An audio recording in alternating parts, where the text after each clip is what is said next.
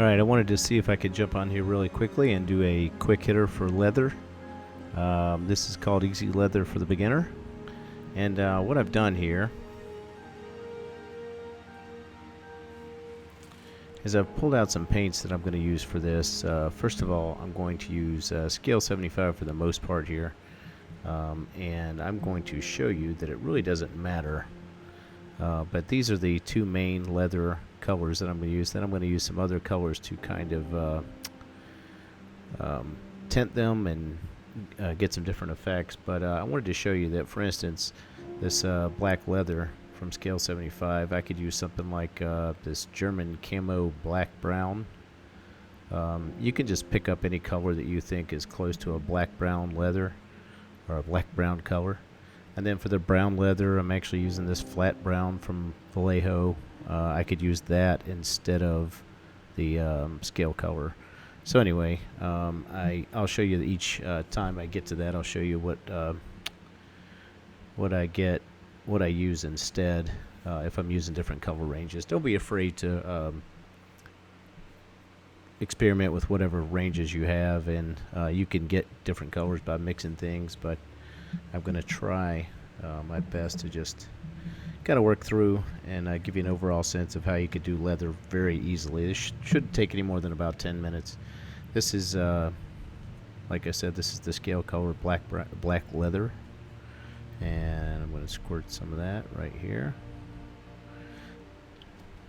Got some work to do on some guys today for this leather, so I'm going to use those. That's the black leather. Here's the brown leather. These were shaken crazily off camera. If you know anything about scale 75 paint, you know that's how it works. I might end up using a little bit more paint than that, but that's good for now. I'm going to go ahead and put the other colors on. Here's the orange leather. A good red leather is pretty good substitute in Vallejo. Put this over here, and that'll be used to just kind of highlight and change some things here in a minute. I've got a Rocco. This is going to be for some highlighting and some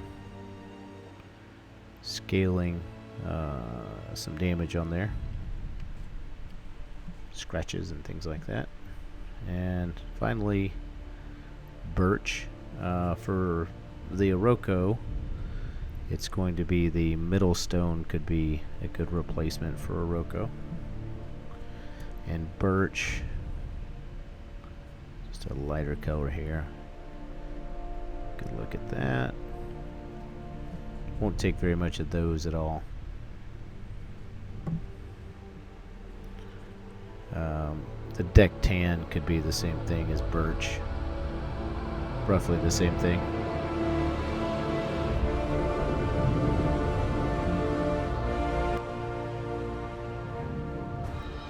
Okay, let's go ahead and get started with this.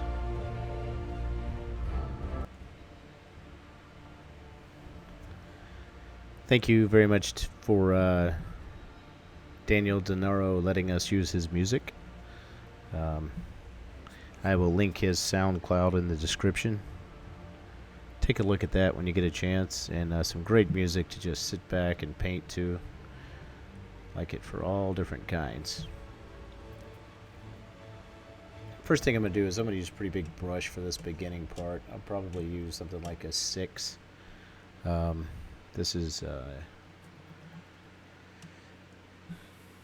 that is a Hobby Lobby brand. It's a cheap brand. But by the way, you could get away with this leather with just doing those first 3 colors. That'll give you far enough along if you wanted to keep it very, very simple. So I'm going to put those 3 just off camera. We're going to be painting this guy. He's a Orlock gang member from Necromunda.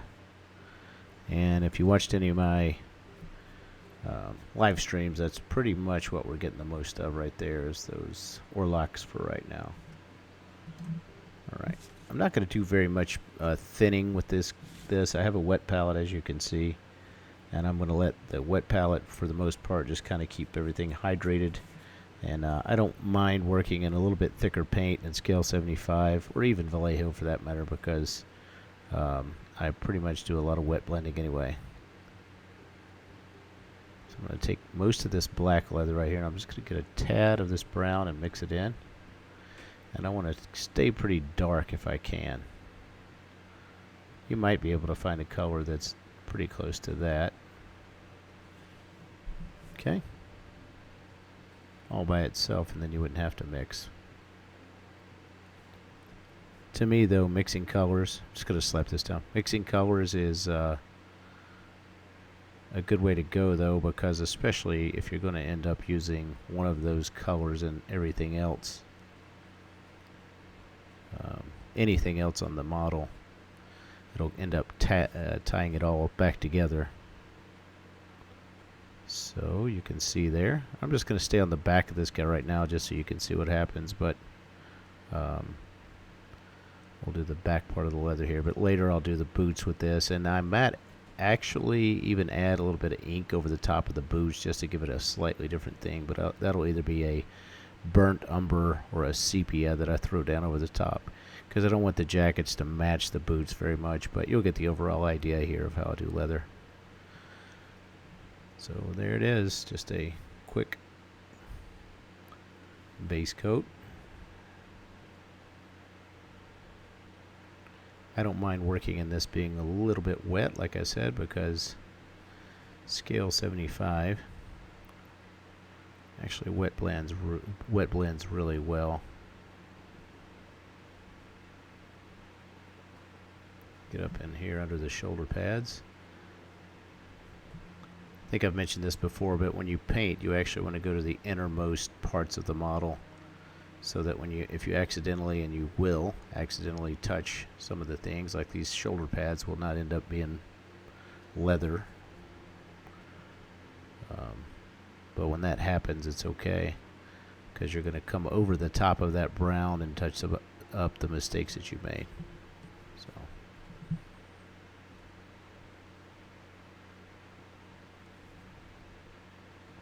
you can tell I also zenithal highlighted.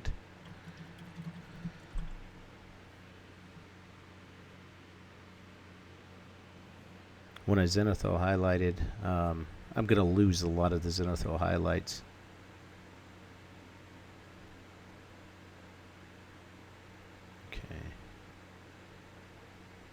Okay, so I'm going to take a little bit more of this color. And now I'm going to add some of the brown in here. Okay, so this is my mix base part of this. Mix that up. I'm going to take a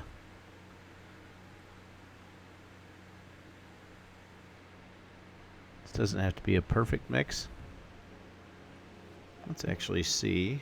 We get a little bit better camera pickup of the color if I hit one of these lights off. You might be able to see that a little bit better there.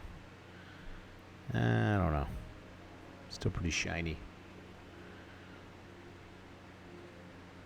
Okay, so now I'm going to get some of the orange leather or Vallejo red leather, either one. And I'm going to start to mix that a little bit in here. You'll see how fast that tints our original color.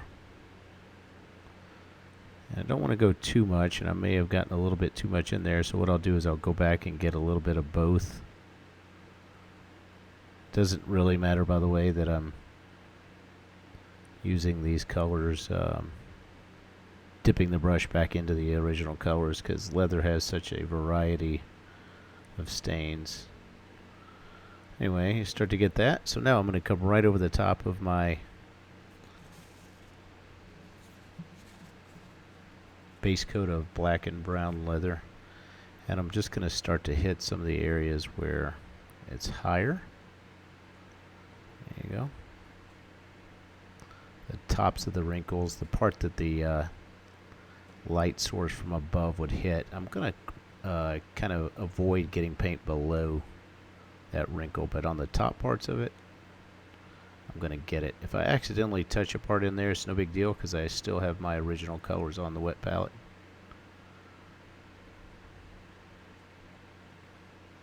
Okay.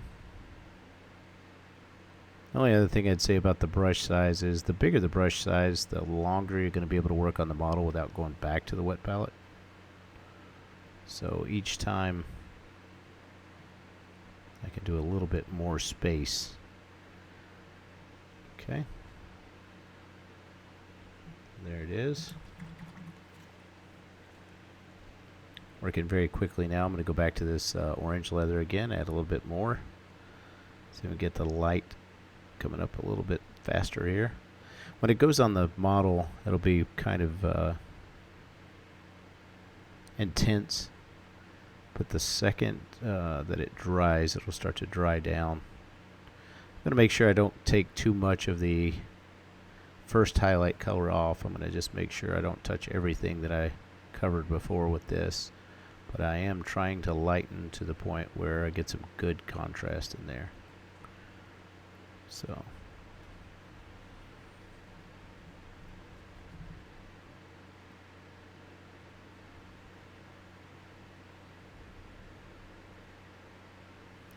The bigger the model, or the more important the model is, in other words, if I'm doing display quality or competition quality, the more I will push both contrast. But these are just going to be gaming pieces and things to get me better at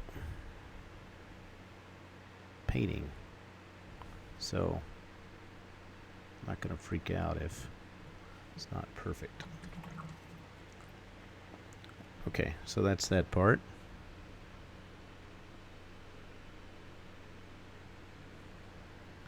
So I'm going to put a little bit more of this in.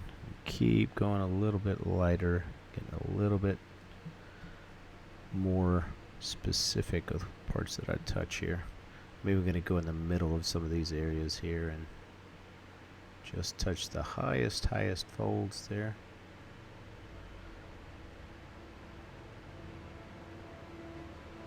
Remember, the higher the wrinkle, the more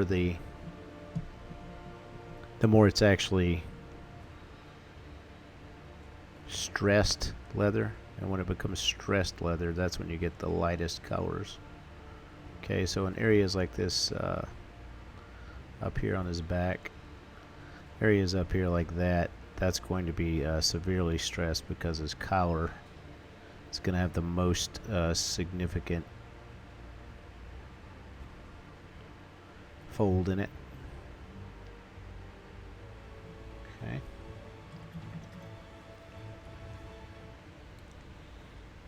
Later when I do these, all this stuff will be brown too on the inside, but I just wanted to be able to show you on the back what that looks like, and you can get a good idea there that that's already starting to look pretty good as leather, right? Okay, as I work to this mainly orange leather look, next thing I'm going to do is I'm going to add a little bit of this Iroko, just a little bit of yellow in there. And I'm going to go really pretty easy in the beginning. You'll see that that really goes up to, it's almost a skin tone there.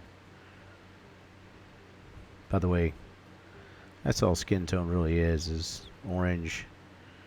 Then you can kind of start to play around with really light orange.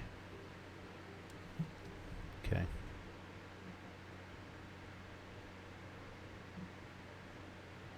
Takes it back to some areas. Again, if I touch something that I'll do it here on purpose in a second. Touch something here that I really didn't mean to touch, then all I'm going to do is I'm going to go back in and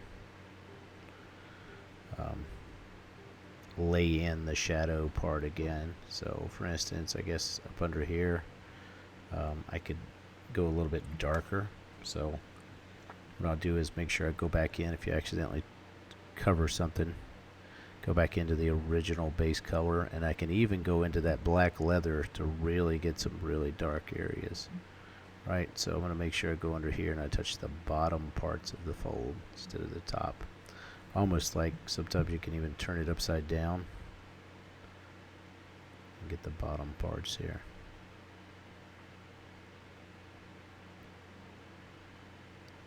This is going to look really good if you can get the darkest color right next to the lightest color. But you also want to make sure that you keep colors I think you can see this right here, but um, this is not going to actually be leather, so I kind of glossed over it. This is going to be like a brass buckle on here, okay? So that's what that is. But what I was saying is, as long you want to keep the, you don't want to go crazy and put a highlight or a low light somewhere where it shouldn't be. The shadows are in the wrong spot, or the highlights in the wrong spot. You're going to lose the effect of the leather. Anywhere else,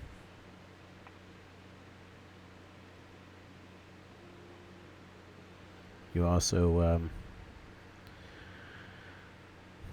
want to keep in mind anywhere else that would have a lot of wear and tear on it. You know, next to pockets and next to the edges. Okay, and as I get here to the lighter and lighter parts of it, I can use some weird scratches and things like that on there.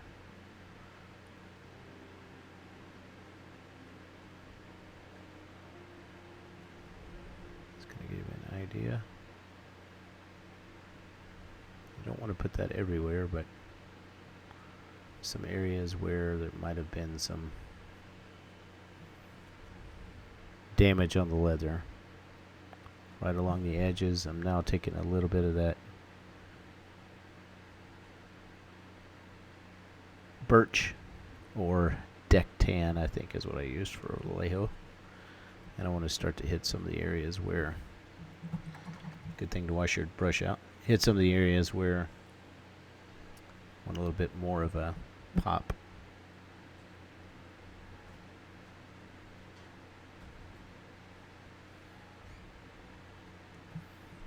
And that is it.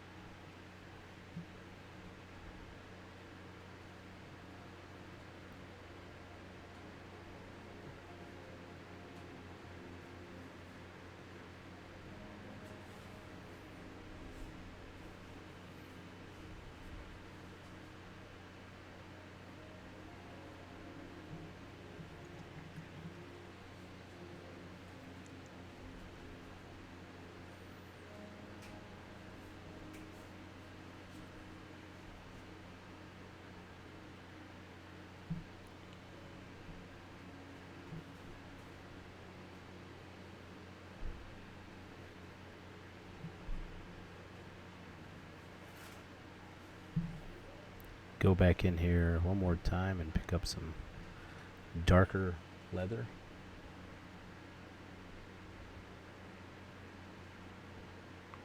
And outline some of the areas that I know are going to have like this metal beside it. And that'll be the it.